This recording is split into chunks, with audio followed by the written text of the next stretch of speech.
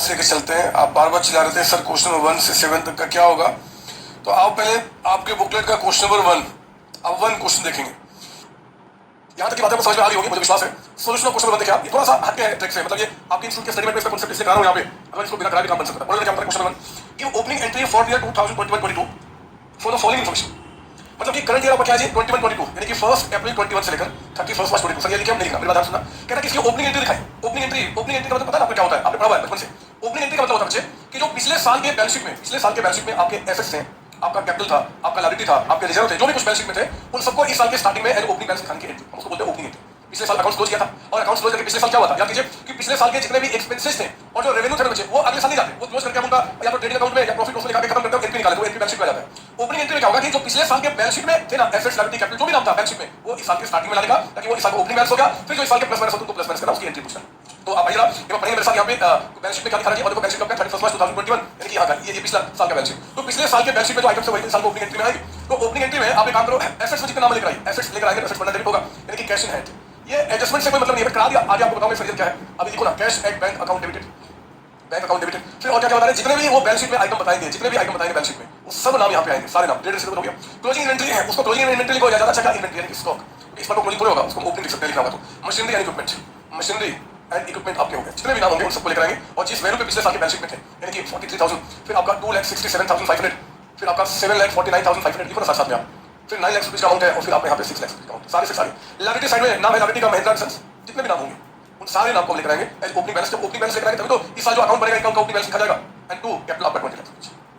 ठीक है ना। ये आपका हो गया यहाँ पे ओपनिंग, खत्म होने के बाद आपका, और इसे कुछ करना नहीं है। अगर आपको लिखना है तो बीइंग आप लिखेंगे यहाँ पे balances of simply balances brought forward, इतना बड़ा क्या लिखना है इसमें, ब्रॉड फॉरवर्ड है ना, उनको इस साल लेकर। ये ओपनिंग एंट्री होता है, हम लोग थ्योरी में पढ़ा हुआ है, पढ़ेंगे भी आगे आपका ये चीज है, बट आपका इसमें टॉपिक है तो हम उसको करा दें, ठीक है। अगर आ जाओ क्वेश्चन नंबर 2, क्वेश्चन नंबर 2 मैं यहाँ से अब प्रोविजन के बारे में पढ़ूंगा, आप इसको लिख लो। मैं चाहता था कि जो पिछला जो अभी तक हमने सीखा और अब जो हम सीखने वाले बच्चे उसमें थोड़ा सा मैं ब्रेक दूं, और उसी ब्रेक के लिए मैंने क्या किया यहाँ पे आपको ओपनिंग एंट्री का कांसेप्ट थोड़ा फ्रेश करने के लिए कि माइंड में बच्चों का फ्रेश हो जाए बस। अब आइए क्वेश्चन नंबर 2 देखते हैं क्या करना है। तो आप लिखेंगे मेरे साथ सोल्यूशन ऑफ क्वेश्चन नंबर 2, और ध्यान दीजिए पहले हेडिंग डालो ना, हेडिंग डालिए कांसेप्ट ऑफ, आज शुरू कर रहे हैं आपका concept of provision for doubtful debts, concept of provision for doubtful debts and provision for discount on debts. ये क्या है, क्यों बनता है, वो सारी बातें मैं आपको समझाऊंगा। पहले आप बुकलेट का क्वेश्चन 2 क्या पढ़ेंगे, कहता है पढ़ेंगे आप, following are the extracts of the trial balance of a company as of 31 March 2022। इसमें डेटर्स के बच्चे कहता है कि ट्रायल बैलेंस में 2,05,000 है और बैलेंस कहता है कि 3,000। आप जानते हैं कि ये बैलेंस ऑलरेडी स्टेटस में माइनस हो चुका होगा, जो डेटर्स एट द एंड की बात है, और ट्रायल बैलेंस में जो भी बैलेंस है डिस्काउंट कुछ भी होता है ऑलरेडी माइनस हो चुका होगा। अपने पॉइंट पर कहता है कि after preparing the trial balance it is learn that mister x a debtor had become insolvent. कोई डेटर था आपका जो कि इंसॉल्वेंट हो चुका है, इंसॉल्वेंट मतलब वो अब आपका पैसा नहीं पे कर सकता, and nothing could be recovered from you, कुछ भी रिकवर नहीं हो पाया उससे। Therefore entire amount of 5,000 due from him was irrecoverable। ये बच्चे जो आपके ट्रायल बैलेंस में 2,05,000 दिखा ना, हमें क्या लिखा कि ट्रायल बैलेंस बनने के बाद उसमें से कोई डेटा था 5,000 का, जिसका नाम इस का, वो इंसॉल्वेंट हो चुका है, मतलब कि now he is not capable to pay amount, और वो फिर क्या हुआ, पैसा डूब गया। फिर पॉइंट नंबर 2 कहता है कि create 10% provision for doubtful dates, और अभी भी आपको डाउट है कि जो बाकी डेटर्स है उसमें से भी 10% आपका डूब जाएगा, तो बताओ क्या करें। आप एक काम करो, इसमें ट्रेडिंग अकाउंट में कोई आइटम है नहीं, तो मैं सीधे स्टार्ट करता हूं प्रॉफिट लॉस के एक्सट्रैक्ट के साथ, है ना। तो आप छोटा सा मेरे साथ बनाइए प्रॉफिट लॉस अकाउंट, जिसमें 3-4 नाम आ जाए, और फिर छोटा सा बैलेंस शीट बनाइए, ये भी जिसमें 3 से 4 नाम आ जाए आपका, एक्सट्रैक्ट है तो कोई दिक्कत नहीं चाहिए। अब देखो क्वेश्चन नंबर 2 में डेटर्स आपके जो है सन्ड्री डेटर्स कहते हैं, चाहे डेटर्स कहते हैं, मीनिंग सेम है। सन्ड्री डेटर्स मतलब कि कई सारे डेटर्स मिला के आपके 2,05,000, ऑब्वियस बात है, कई सारे लोग होते हैं जिनको कुछ नहीं बेचते हैं, तो सन्ड्री बोले ना बोले मीनिंग सेम है, 2,05,000। और बैडेट्स मेरे बच्चे जो पहले से आपका हुआ पड़ा है, बैडेट्स वो कितना बता रहा है, 3,000 का अमाउंट अंदर लिखना है यहाँ पे आपका अंदर। पॉइंट ये में कहता है कि ट्रायल बैलेंस बनने के बाद 5,000 और डूब गया, बच्चे अगर डूब गया फिर से तो हम क्या करेंगे, लेस यहाँ से फर्दर बैलेंस कह दो, एडिशनल बैलेंस कह दो, कुछ भी, लेकिन आपको बताना होगा कि आप इसमें से 5,000 डेटर्स और डूब गए, और ये जो डूब गए मेरे बच्चे 5,000 और हम क्या करेंगे इसमें ऐड कर देंगे, है ना। 3,000 ट्रायल बैलेंस बनने के पहले डूब गया, और ट्रायल बैलेंस बनने के बाद कहता है कि फर्दर बैलेंस फिर से डूब गया, कितना जी 5,000 का, तो टोटल कितना हो गया आपका 8,000, ठीक है ना। तो 2,05,000 में 5,000 हटा दो तो कितना बचेगा यहाँ पे आपका 2 लाख। ये 2 लाख को मैं बाहर लिखता मेरे बच्चे लिखता, लेकिन कहता पॉइंट पर भी नहीं, ध्यान से पढ़ना कि create 10% provision for doubtful dates. ये जो आपके पास डेटर्स 2 लाख के बच गया ना, ये 2 लाख से डेटर्स बच गए, कौन से बता रहे 31 मार्च 2022 ना, ये बनता है एज ऑन 31 मार्च 2022। बहुत ध्यान से मेरी बात सुनना, इस साल के एंड में जो डेटर्स है बचे 2 लाख रुपए, हमें लगता है कि इस 2 लाख में से 10% और डूब जाएगा, 10% ना, ये और डूब जाएगा। सर कैसे लगता है, ये देखो बिजनेस है, मेरा कई साल से बिजनेस कर रहा हूँ, ये देखिए आप, ये मान लो मैं अपनी बात करूँ, सीओसी की बात करूँ, तो मैंने क्या किया 2018 में, 2019 में, 2020 में, 2021 में, 2022 में, 2023 में मैं बिजनेस कर रहा हूँ, ये कई सालों से बिजनेस कर रहा हूँ। मैं देखता हूँ कि हर एक साल लगभग ऑन एवरेज क्या हो रहा है, लगभग ऑन एवरेज क्या हो रहा है कि 10% मेरा डूब जाता है। मतलब जब हम ट्रेड पे कोई अपना क्लासेस बेचते हैं तो कुछ बच्चे बदमाश होते हैं, वो पैसा में नहीं पे करते हैं, और वो हमारा अंदाजा कितना है 10%। ये एक ट्रेड चल रहा है, ये सभी बिजनेस में होता है। जो भी बिजनेस में बच्चे ट्रेड पे कुछ बेच रहे हैं उनको उनका एक होता है कि इतना पैसा डूबेगा, वो एक एवरेज बन जाता है, बिजनेस ऐसे चलता है। तो अभी क्या हो रहा है कि यहाँ पे क्वेश्चन में देखा जाए, यहाँ पे क्वेश्चन में तो 22 के एंड में हमें लगता है कि जो साल के एंड में डेटर्स है ना 2 लाख के, इसका फिर से अगले साल क्या होगा 10% डूब जाएगा, हमें ऐसा लगता है। तो तो बच्चे अकाउंट्स कहता है कि देखो जी, अगर आपको करंट ईयर में ऐसा लगता है कि आउट ऑफ 2 लाख कुछ पैसा आगे डूब जाएगा, तो क्योंकि ये डेटर्स आपके करंट ईयर के हैं, ये डेटर्स आपके क्या है, करंट ईयर के, करंट ईयर में जो सेल किया होगा उससे क्रेडिट हुए होंगे, तो इसमें जो भी डाउट होता है कि पैसा डूब जाएगा, वो एक्सपेंस अगले साल दिखाने के बजाय इस साल ही दिखा दीजिए। हमारा अकाउंट्स कहता है कि भैया आपको लगता है कि 2 लाख का 10% यानी कि 20,000 अगले साल डूब जाएगा, तो क्योंकि ये डेटर्स इस साल क्रिएट हुए हैं, ये डेटर्स इस साल क्रिएट हुए हैं, इसलिए 2 लाख में जितना डूबने के चांसेस है ना, वो आप क्या करो, इस साल ही प्रॉफिट उसमें दिखा दो, बिकॉज ऑफ कंजर्वेटिज्म। पढ़ा ना बचपन में, कंजर्वेटिज्म क्या कहता है, कंजर्वेटिज्म प्रोड्यूस दोनों का मिक्सिंग होता है, वो कहता है कि फ्यूचर में कोई लॉस होने वाला है और आप उसको एस्टिमेट कर सकते हो, तो आज उसको अकाउंट्स में दिखा, आज ही दिखा दो, फ्यूचर का मतलब। हाँ, गेम जब होगा तब दिखाएंगे, बट जो लॉस है वो हम दिखा देते हैं। तो मैंने वही काम किया कि जो डेटर्स करंट ईयर के आपके 2 लाख के हैं, उन डेटर्स में से हमें लगता है कि 10% अगले साल डूब जाएगा, डेटर्स में 10% डूब जाएगा, तो जो पैसा अगले साल डूब जाएगा उसको अगले साल खर्च मत दिखाना, क्योंकि डेटर्स इस साल क्रिएट हुए हैं, तो इससे जुड़ा हुआ कोई भी एक्सपेंस होगा आपको इस साल दिखाना होगा। तो हमने क्या किया, वो 20,000 यहाँ पे खर्च दिखा दिया। लेकिन सवाल था कि इस 20 को क्या मैं लिखूं, क्या बैलेंस लिख दूं, इसका नाम क्या दूं, क्या मैं बैलेंस लिख दूं? अकाउंट्स को कहते हैं बैलेंस मत लिखना। क्यों लिखो? क्योंकि अभी तक पैसे डूबे नहीं है, हमें डाउट है, हमें लगता है कि इतना पैसा डूब जाएगा, अभी डूबा नहीं है, एस्टिमेट लगाया जा रहा है। तो बच्चे जब भी एक्चुअल नहीं हुआ है, अभी एस्टिमेट है शायद डूब जाएगा, तो इस 20,000 को हमारा अकाउंट्स कहता है कि आप बोलिए provision for doubtful dates. Doubtful debts, बहुत ध्यान से बात सुनना, आपको बिल्कुल रटना नहीं है। डाउटफुल है बच्चे, जो 2 लाख के डेट्स है ना, इस 2 लाख में से हमें डाउट है कि 20,000 डूब जाएगा, अभी डूबा नहीं है, तो 2 लाख में से जितना डूबने के चांसेस हमने क्या क्या लिखा, प्रोविजन, मतलब एक एस्टिमेट लगाया जा रहा है फॉर डाउटफुल डेट्स, मतलब डेटर जो डेटर्स डाउटफुल है कि शायद पैसा मिलेगा कि नहीं मिलेगा, हम उसका प्रोविजन बनाया 20,000। ठीक है ना, अब मेरी बात सुनो, ये जो प्रोविजन हमने बनाया ना, ये जो 20,000 का प्रोविजन बनाया, क्या हमने किसी को पे किया?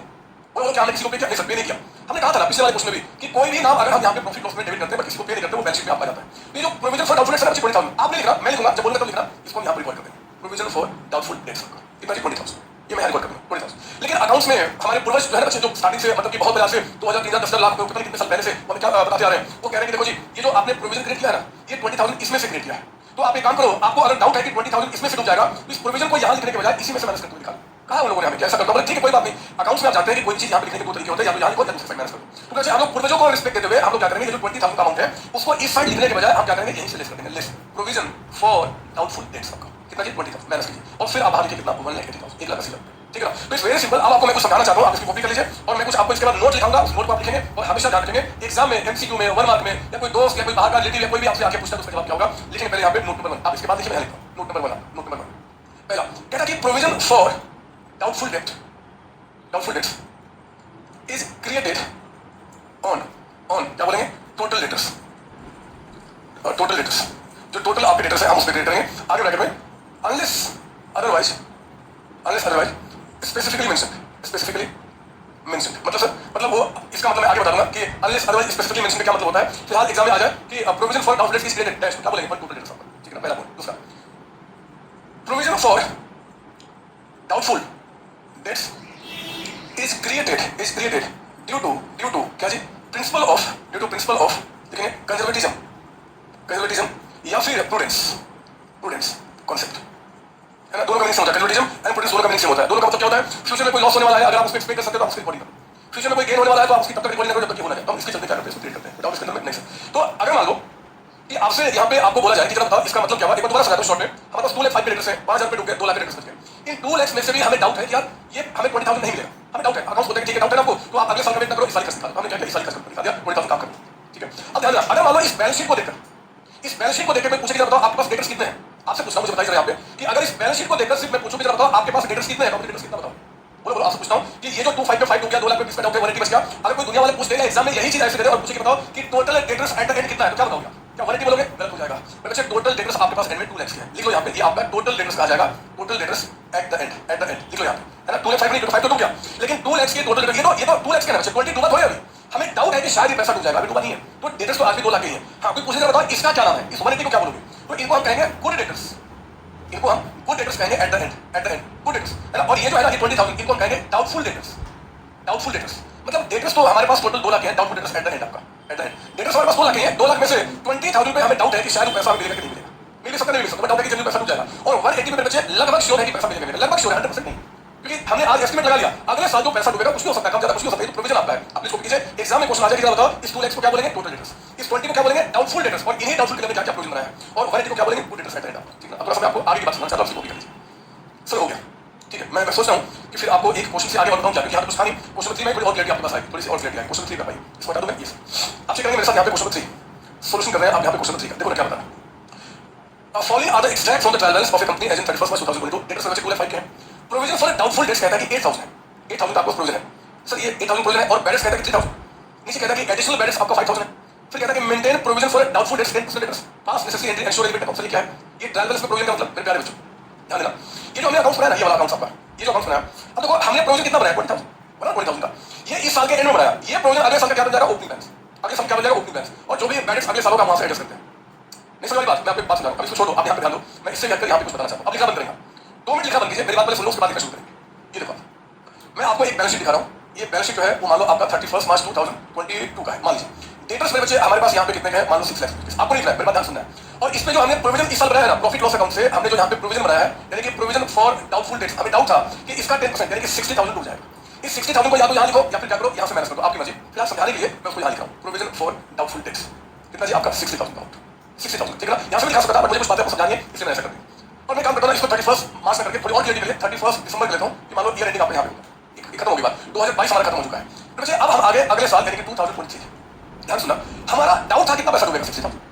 दिमाग शांत कीजिए, थोड़ा सा 2 मिनट का बात है, उसके बाद खेलना शुरू कर देंगे। पहले 2022 के एंड में आइए, 2022 के एंड में आपको 6 लाख डेटर्स थे और आपको लगा कि इसमें से 60,000 अगले साल क्या हो जाएगा, डूब जाएगा। तो आपने कहा कि यार ये डेटर्स तो इस साल के हैं, क्योंकि सेल्स हमने इस साल किए हैं, तो इससे जुड़ा खर्च अगले साल क्यों दिखाएं। अगर आप एस्टिमेट लगा सकते हैं कि कितना पैसा डूबेगा, तो उसको इस साल के प्रॉफिट उसमें दिखाएंगे, क्योंकि अगर सेल्स इस साल का है तो खर्चे भी इस साल का डूब जाए, है ना। आपने जो ट्रेडिंग अकाउंट बनाया होगा इस साल का, तो ट्रेडिंग अकाउंट में जो सेल्स आपने लिखा होगा बच्चे, उसी में से जो पैसा बच गया वो है ना, तो सेल्स इस बार, तो इससे जुड़ा खर्च इस बार दिखाएगा, मैंने दिखा दिया आपको 60,000। तो ये आपने अनुमान लगाया था 2023 में, जो आपने अनुमान लगाया था, अब यहाँ पे जो एक्चुअल बैलेंस होगा, एक्चुअल बैलेंस वो 3 पॉसिबिलिटी है, या तो जितना आपने एस्टिमेट किया था उतना ही हो, या फिर जितना एस्टिमेट किया था उससे कम हो जाए, डूबना, या उससे ज्यादा हो जाए, मान लो 75,000, कुछ भी हो सकता है। हमने एस्टिमेट लगाया था कि भैया 60,000 डूब जाएगा, तो उतना भी डूब सकता है, उससे कम, उससे ज्यादा भी। मान लो जितना आपने एस्टिमेट लगाया था उतना ही डूबा, यानी कि आपने 60 और 60 डूबा। तो पता बचे 2023 का जो आप ट्रेडिंग अकाउंट बनाएंगे, 2023 का जो प्रॉफिट लॉस अकाउंट बनाएंगे एंड 2023 का जो बैलेंस शीट बनाएंगे, इस प्रॉफिट लॉस ट्रेडिंग अकाउंट में ये जो अब बैलेंस हो गया ना, वो यहाँ पे नहीं दिखाया जाएगा, वो यहाँ नहीं दिखाया जाएगा। सर क्यों दिखाया जाएगा, क्योंकि जो बैलेंस आपका हुआ ना वो ऑलरेडी हम पिछले साल खर्च दिखा चुके हैं, हम यहाँ नहीं दिखाएंगे। क्योंकि पता क्या होगा, अगर मैं इसी को लेकर चलता हूँ, मान लो हमारे डेटर्स को चेंज नहीं है, डेटर्स कितने का 6 लाख है, तो हम क्या करेंगे, कितना डूब गया 60, हम 6 लाख में 60 माइनस करते हैं, डूब गया। और जो हमारे पास यहाँ पे प्रोविजन है ना, प्रोविजन फॉर डाउटफुल डेट्स कितने का है, 60,000 ना, तो 60 में से क्या करेंगे, उसको माइनस करते हैं। दोबारा सुनिए, कोई जल्दबाजी नहीं है। पिछले साल हमारे पास डेटर्स 6 लाख के थे और हमें डाउट था कि 60,000 डूबेगा, हमने इस खर्च को अगले साल दिखाने के बजाय हमने इस साल ही प्रॉफिट लॉस दिखा के उसका यहाँ लिख दिया। जब हमारा 2023 आएगा, ये trading account profit loss balance sheet 2023 का आपका है, मान लो कोई चेंज नहीं हुआ, डेटर्स आपके 6 लाख ही और प्रोविजन आपका 60 लाख था। अब कह रहा है कि जो डेटर्स आपके 6 लाख थे, इसमें से 60,000 डूब गया, बैलेंस हो गया। जो 60 डूब गया, बैलेंस हो गया, तो डेटर्स तो हमारे कम हो जाएंगे। बच्चे अगर ये प्रोविजन हम पिछले साल नहीं बनाए होते, तो इस 60,000 को फिर यहाँ पे आपको बैलेंस लिखना पड़ता, और यहाँ पे अगर बैलेंस लिखोगे ना तो आपका कॉन्सेप्ट खराब हो जाएगा, क्योंकि ये खर्च इस साल का है नहीं, जो डेटर्स डूबा है वो पिछले साल के हुए थे। इसलिए हमारा अकाउंट कहता है कि भैया आप प्रिंसिपल ऑफ पेनल्टिज्म को फॉलो कीजिए, और जितना इसमें से डाउट था कि पैसा डूबेगा वो इस साल के प्रॉफिट से निकालो। इससे फायदा ये होगा कि अगर अगले साल मान लो 60,000 डूब गया, तो डेटर्स कम कर देना और 60 को यहाँ दिखाने के बजाय जो पिछले साल आपने प्रोविजन बनाया था ना, आप उसी प्रोविजन को कम करना, अब वो नहीं हो जाएगा, खत्म हो जाएगा। तो फायदा क्या हुआ, फायदा ये हुआ कि जिस साल का खर्च वो साल दिख गया और इसके चलते इस साल का खर्च में कोई इम्पैक्ट नहीं आएगा, ये फायदा होता है। इसलिए हमें प्रोविजन को बनाते हैं, बात समझ आ रही है, एस्टिमेट बेसिस पर बनाते हैं, ठीक है। सर क्या होगा अगर हमने मान लो कि आपका प्रोविजन बनाया था 60 का और 50 ही डूबा,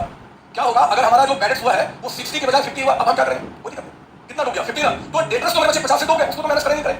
और उस 50 को यहाँ पे दिखाने के बजाय हम क्या करेंगे, इस प्रोविजन से मैनेज कर देंगे, तो कितना बच जाएगा, 10,000, रहने दो कोई बात नहीं, 10,000 बच गया, ये अगले साल हमारा प्रोविजन बच जाएगा। लेकिन फायदा समझो क्या हुआ, हमें दोबारा यहाँ पे खर्च को दिखाना पड़ता है। जिस साल का डेटर्स है उससे जो जिस साल सेल्स हुआ था उसी साल में खर्च को दिखाया जा रहा है। अकाउंट्स में बहुत मेहनत करता है कि जिस साल का एक्सपेंस है उस साल ही उसको खर्च को दिखाइए, अगले साल दिखाने का नौबत ना आए कोई ठीक, ना आए कोई ठीक है। मजबूरी में मेरे बच्चे, मजबूरी कभी ऐसा आ जाता है कि पिछले साल खर्च अगले साल दिखाते हैं, हम कभी चाहते नहीं, कोई नहीं चाहता, अकाउंट्स नहीं चाहता, वो मजबूरी तीसरा वाला ही देखो, इसको हटा देंगे, ये मैंने इसको हटा दिया। तीसरा किस बात, अगर हम 6 लाख मान लो 75,000 डूब गए, बैलेंस 75 हो गया, तो जितना डूब गया वो तो डेटर्स से मैनेज करना है, 75 डेटर्स तो खत्म हो गया, उस 75 में से पिछले साल हम प्रॉफिट उसमें खर्च कितना दिखाया 60, उस 75 में 60 तो ये मैनेज कर दें, कितना हो गया, नीला अमाउंट आपका। और जो एक्स्ट्रा अमाउंट है ना, कितना हो 15,000, 15 वो ना चाहकर भी हमें क्या करना होगा, इस साल प्रॉफिट उसमें दिखाना पड़ेगा 15,000। सर ये क्यों दिखा दिया, वो तो पिछले साल जुड़ा हुआ है। हमने कहा ना बच्चे, हम भगवान नहीं है, अकाउंट्स कहता है कि पूरी कोशिश करो कि जिस साल के खर्च है उस साल दिखाया जाए, लेकिन उसके बावजूद भी कुछ अगर आपका अलग से खर्च हो जाता है, कुछ अचानक ऐसा हो गया कि बैलेंस ज्यादा हो गया, तो अकाउंट्स दोबारा थोड़ा नहीं ऊपर होगा पिछले साल पर, नहीं जो एक्स्ट्रा कम हुआ वो अगले साल में प्रॉफिट उसमें दिखाइए। हम यही पढ़े हैं, यही अकाउंटेंसी और सब कुछ सीखा हुआ। हर साल पूरी कोशिश करो कि जिस साल के खर्च है उस साल आप दिखाइए, कुछ कम ज्यादा होगा उसका दिखा कोई दिक्कत नहीं। इसलिए आपको यहाँ परेशानी नहीं होनी चाहिए, ज्यादा कम होगा तो क्या करेंगे, एस्टिमेट लगाया था, हम प्रूडेंस होते हुए ईमानदार बनते हुए हमने क्या किया, हमने एस्टिमेट लगाया था, बट फिर भी कुछ कम ज्यादा हो गया तो एडजस्ट कर लेंगे उसको, ठीक है ना, इसमें परेशानी नहीं होनी चाहिए। Now I want to come in that आपका question number 3 and let's know how to solve this question number 3। सुनिए ध्यान से, क्वेश्चन नंबर 3 आप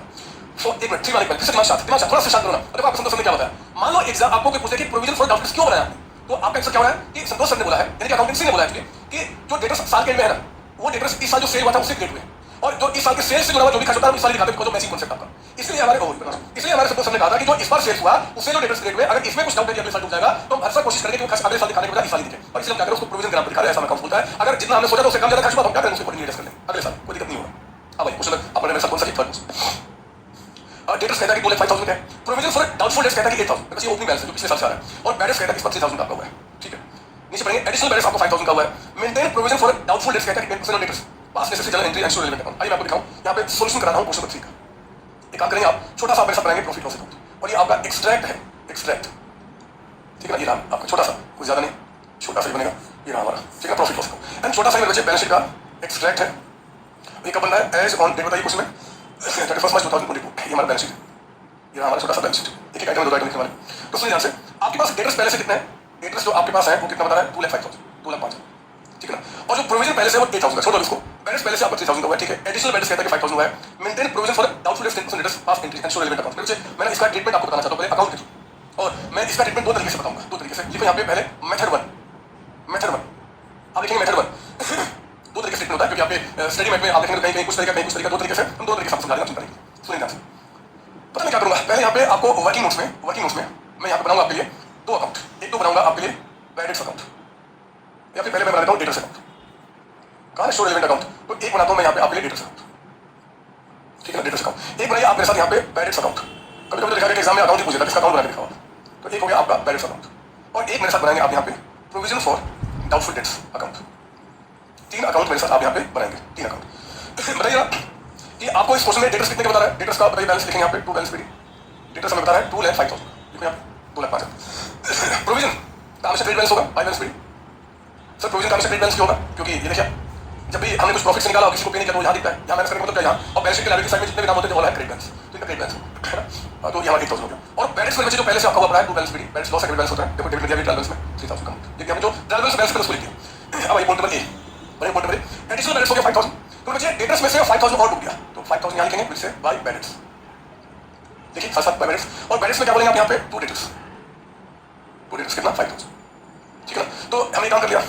उसके बाद पॉइंट नंबर बी क्या बता रहा है, maintain provision for doubtful dates 10% on debtors.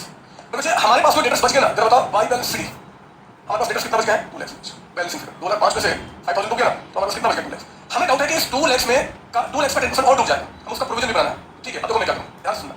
मैं नहीं हमारे पास टोटल बैलेंस कितना हो गया 8,000, है ना, इस बैलेंस को हम कहां से कस करेंगे, प्रोविजन से। हम बैलेंस को कहां से कस करते हैं, प्रोविजन से, जितना भी बैलेंस होगा हम कहां से कस करते हैं, प्रोविजन से। तो हम लोग क्या करेंगे, इस 8,000 को भी से by provision for doubtful dates, है ना, कितना 8,000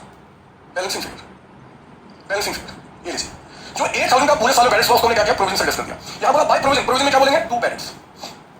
2 बैलेंस कितना हो गया आपको यहाँ पे 8,000, ठीक है ना। और मतलब कि जो 8,000 का प्रोविजन था बच्चे वो हमारा एडजस्ट हो गया, खत्म हो गया, जो भी अभी प्रोविजन आगे क्या बता रहा है, मेंटेन प्रोविजन, हमें अभी अपना प्रोविजन का जो क्लोजिंग बैलेंस रखना है, क्योंकि अगले साल कुछ डूबने के चांसेस है। वो क्या बता रहा है, जो भी डेटर्स आपके पास एंड में है, टोटल डेटर्स यानी कि 2 लाख उसका 10%, तो हम लोग क्या करेंगे 2 लाख का 10%, कितना हो गया 20,000, है ना। हमें प्रोविजन को मेंटेन करने का मतलब है कि बच्चे अब तो इस साल का एंड हो गया, तो इस साल के एंड में हमें क्या करना चाहिए कि हमें 20,000 का अगले साल लॉस होगा उसको एडजस्ट करने के लिए, जैसे पिछले साल हमने प्रोविजन बनाया था 8 का, इस साल हमें बनाना पड़ रहा है, तो खत्म हो गया बात आपका। अब देखिए यहाँ पे क्या निकल क्या रहा है, ये देखिए आप यहाँ पे इस प्रोविजन में 8,000 पहले से था, तो 8,000 पूरा एडजस्ट हो गया, 20 एंड में चाहिए, 20 कहां से निकालेंगे हम लोग, प्रोविजन कहां से बनाते हैं जी, by profit loss account, balancing figure, है ना, और ये अकाउंट एडजस्ट हो गया, ये भी खत्म हो गया। तो उस केस में अब हम डायरेक्टली यहाँ पे काम करेंगे, डायरेक्टली काम करेंगे। देखिए कैसे पोस्टिंग किया जाएगा, यहाँ देखिए आपका बहुत सिंपल है, आपका डेटा सेट में कितना बच गया 2 लाख, तो सिंपली अब अकाउंट अगर हमने बना लिया तो अब यहाँ पे कुछ लिखना थोड़ा है, हम डेटा सेट पे 2 लाख बैलेंस आपका 8,000 होगा, कहां से कस किया प्रोविजन से, तो फिर बैलेंस यहाँ नहीं आएगा, वो प्रोविजन से कस हो चुका। प्रोविजन में हमने क्या बोला, यहाँ देखिए आपका प्रॉफिट लॉस कितना 20, तो यहाँ पे क्या बोलेंगे 20,000, क्या to provision for doubtful debt 20,000, ठीक है, 20 निकल गया। और इस 20 को यहाँ लिखिए, यहाँ मैनेज करते हुए हम हमेशा क्या करेंगे, यहाँ से मैनेज करके दिखाएंगे, तो प्रोविजन हम ये करते हैं, प्रोविजन फॉर डाउटफुल डेट्स कितना 20,000, तो बाहर कितना रह गया आपको यहाँ पे 1,08,000। ये मेथड है हमारे पास। अगर हमारे पास ट्रायल बैलेंस में पहले से प्रोविजन आपका देगा और कहता है आप ट्रीटमेंट कीजिए, तो एक तो हमारे पास ये तरीका है उसका, आप इसको भी करेंगे। सर थोड़ा कंफ्यूजन कोई कंफ्यूजन बदमाशी करो पहले यहाँ पे, एक तो पहले आपको एक मेथड 2 भी दिखा देता हूँ मैं आपको, ये मेथड 1 था, मेथड 2 क्या बाजे, तो मैं सोच रहा हूँ ना मेथड 2 के जगह मेरे पास मैं चाहता हूँ इसी पेज पर आपको दिखाऊँ, तो आप एक काम करो, मैं तो यहाँ क्लोज कर रहा हूँ, आप मेथड 2 ना इसके बाद लिखेंगे, मतलब मेथड 2 जो आपका होगा वो यहाँ पे शुरू होगा। मेथड 2 मैं यहाँ दिखा देता हूँ, मुझे इसी पेज पर दिखा रहा हूँ, मुझे अकाउंट बनाना पड़ेगा और यहाँ पे, तो मेथड 2 में यहाँ दिखा देता हूँ, ठीक है, आप वहाँ लिखेंगे, मतलब कि इसके बाद आप लिखना शुरू करना। और मैं यहाँ पे मेथड 2 में एक को मैं प्रॉफिट लॉस अकाउंट बनाना है ना मुझे, और एक हमें क्या बनाना है बैलेंस शीट, ठीक है, मतलब वही चीज एक दूसरे तरीके से दिखा रहा हूँ, ये हमें बनाना है।